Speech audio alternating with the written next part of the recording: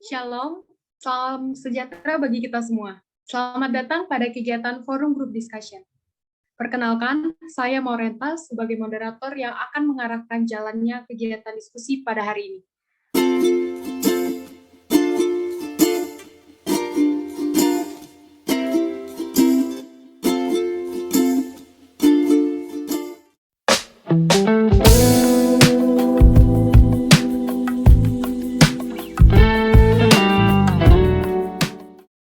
Langsung saja kita mulai kegiatan Forum Group Discussion ini dengan pertanyaan pertama. Sebutkan pengertian perundungan menurut pendapat masing-masing. Dimulai dari Saudara Agung, silakan memberikan pendapatnya. Terima kasih moderator. Persilakan saya menjawab. Jadi perundungan merupakan tindakan memakai kekuatan atau kekerasan untuk mengintimidasi atau melecehkan orang lain. Dalam Kristen, perundungan adalah suatu dosa dan Yesus sangat membenci tindakan tersebut. Seperti tertulis dalam 1 Yohanes 2 ayat 9, barang siapa berkata bahwa ia berada di dalam terang, namun dia membenci saudaranya seiman, dia masih berada dalam gelap. Terima kasih, saya kembalikan kepada moderator. Terima kasih. Selanjutnya, Saudari Elvana dipersilakan. Terima kasih pada moderator. Menurut saya, perundungan merupakan tindakan intimidasi yang dilakukan pihak yang lebih kuat terhadap pihak yang lebih lemah. Tindakan penindasan ini dapat diartikan sebagai penggunaan kekuasaan atau kekuatan untuk menyakiti seorang sehingga korban merasa tertekan atau trauma. Terima kasih. Kembali ke moderator. Terima kasih. Selanjutnya, Saudari Grace Elizabeth dipersilakan. Terima kasih atas kesempatannya. Menurut saya, perundungan adalah suatu tindakan yang dilakukan secara sadar oleh satu atau sekelompok orang melalui tindakan fisik atau verbal yang membuat orang lain sakit hati ataupun tertekan, baik fisik maupun psikologisnya, sehingga dapat menimbulkan efek traumatis. Sekian dari saya, terima kasih. Saya kembalikan kepada moderator. Terima kasih kepada para peserta yang sudah memberikan pendapatnya. Maka dapat kita simpulkan bahwa perundungan merupakan perilaku yang tidak terpuji, berupa penindasan kepada seseorang, baik secara fisik maupun psikisnya. Kita lanjutkan kepada pertanyaan yang kedua. Perkembangan teknologi apa sajakah yang membawa perubahan besar terhadap kehidupan manusia pada masa sekarang ini? Dimulai dari Saudari Maria Grace, dipersilakan untuk memberikan pendapatnya. Baik, terima kasih moderator. Di sini saya akan menjawab pertanyaan nomor 2. Menurut saya, perkembangan teknologi tentu membawa perubahan dan manfaat yang besar terhadap kehidupan manusia pada masa sekarang ini. Salah satu contohnya adalah Google. Perkembangan teknologi Google dapat kita gunakan sebagai sarana eksplorasi untuk menambah wawasan dan untuk mempermudah kegiatan atau aktivitas sehari-hari dalam kehidupan manusia pada masa sekarang ini. Sekian dari saya, terima kasih. Terima kasih.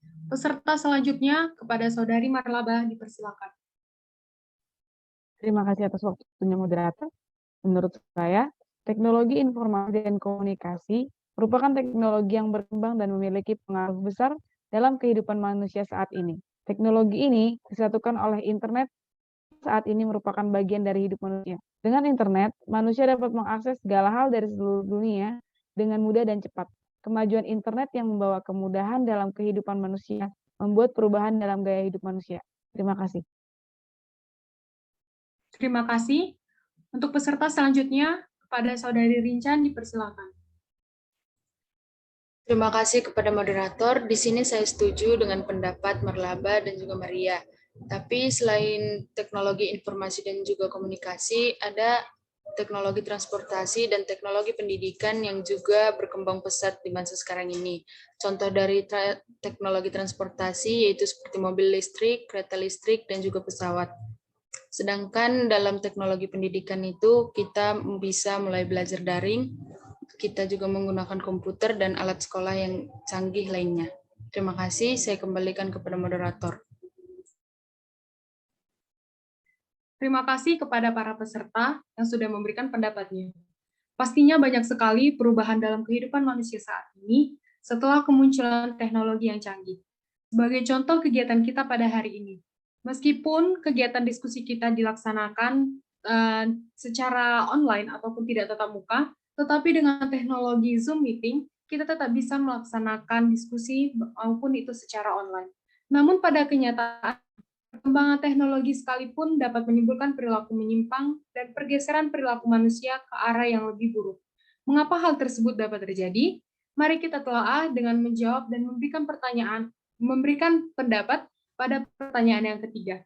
Mengapa pola perilaku masyarakat bisa bergeser seiring dengan perkembangan teknologi yang pesat? Kepada Saudari Ruth, dipersilakan untuk memberikan tanggapannya. Terima kasih atas waktunya moderator. Menurut pendapat saya sendiri, dengan berkembangnya teknologi secara pesat, berubah juga pola perilaku masyarakat. Kita dapat mengakses segala sesuatu lebih mudah, misalnya mulai dari berbelanja online atau belajar melalui media sosial. Di balik dampak positif yang kita terima, ada banyak juga dampak negatif dari perkembangan teknologi tersebut. Salah satunya perundungan atau cyberbullying. Sekian, kembali ke moderator. Terima kasih. Selanjutnya, Saudari Siska dipersilakan untuk memberikan pendapatnya. Baik, terima kasih moderator. Di sini saya akan menjawab pertanyaan, yaitu teknologi itu membawa pengaruh yang cukup besar bagi masyarakat, terkhususnya di sosial media. Jadi dengan mengapa masyarakat pola pikirnya itu bergeser, karena mereka sebagai pengguna sosial media ini mengikuti beberapa tren-tren yang ada di sosial media, seperti dari gaya bahasa, bahkan gaya pakaian. Itu mengapa masyarakat gampang meniru apapun yang mereka lihat di sosial media tersebut. Sekian dari saya, terima kasih. Saya kembali kepada moderator. Baik, terima kasih. Ternyata pergeseran perilaku masyarakat saat ini disebabkan karena manusia mempunyai kebebasan untuk mengakses berbagai media sosial tanpa batasan, sehingga muncullah berbagai hal buruk seperti berita hoax, ujaran kebencian, dan di berbagai platform media sosial karena kebebasan tersebut. Kita lanjutkan kepada pertanyaan yang keempat. Apakah yang sebaiknya orang Kristen lakukan dalam menanggapi kasus cyberbullying yang marak terjadi di sosial media? Kepada Saudari Elvana dipersilakan untuk memberikan pendapatnya. Terima kasih pada moderator. Menurut saya, cara mengatasi cyberbullying dapat dilakukan seperti segera melaporkan tindakan pelaku kepada orang yang kita percayai, misalnya orang tua ataupun keluarga terdekat. Tindakan lain yang dapat kita lakukan yaitu blokir akun sosial media pelaku. Jadi, jika ada akun yang berkomentar buruk atau menghina, jangan ragu untuk memblokir atau melaporkannya. Kita dapat memberikan alasan mengapa kita melaporkan atau memblokir akun tersebut. Pihak media sosial akan menghapus hal-hal yang mengganggu. Sekian dari saya, kembali ke moderator. Terima kasih. Selanjutnya kepada Saudari Marwaba dipersilakan untuk memberikan pendapatnya.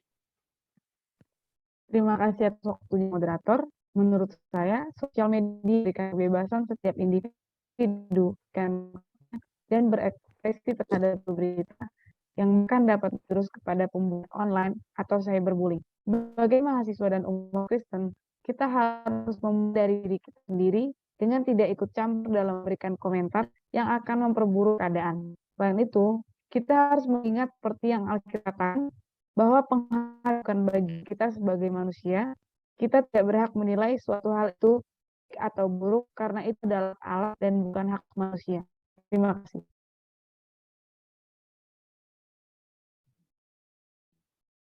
Terima kasih. Dan yang terakhir, kepada Saudari Ruth, dipersilakan untuk memberikan pendapatnya. Terima kasih atas waktunya moderator.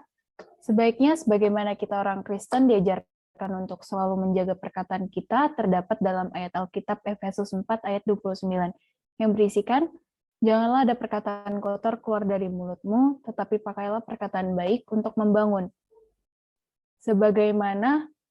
Tetapi pakailah perkataan baik untuk membangun di mana perlu, supaya mereka yang mendengarkannya beroleh kasih karunia. Terima kasih. Kembali ke moderator. Baik, dengan berakhirnya kegiatan diskusi kita pada hari ini, maka dapat kita simpulkan bahwa sebagai orang Kristen, kita hendaknya menjauhi dan tidak melibatkan diri pada perundungan atau cyberbullying. Kita diajarkan untuk saling mengasihi sesama, mengasihi orang-orang di sekitar kita, bahkan sekalipun mengasihi musuh kita. Terima kasih kepada para peserta yang sudah bergabung pada kegiatan diskusi pada hari ini. Mohon maaf jika ada kesalahan kata dan lainnya. Shalom bagi kita semuanya. Janganlah ada perkataan kotor keluar dari mulutmu, tetapi pakailah perkataan yang baik untuk membangun, di mana perlu, supaya mereka yang mendengarnya beroleh kasih karunia.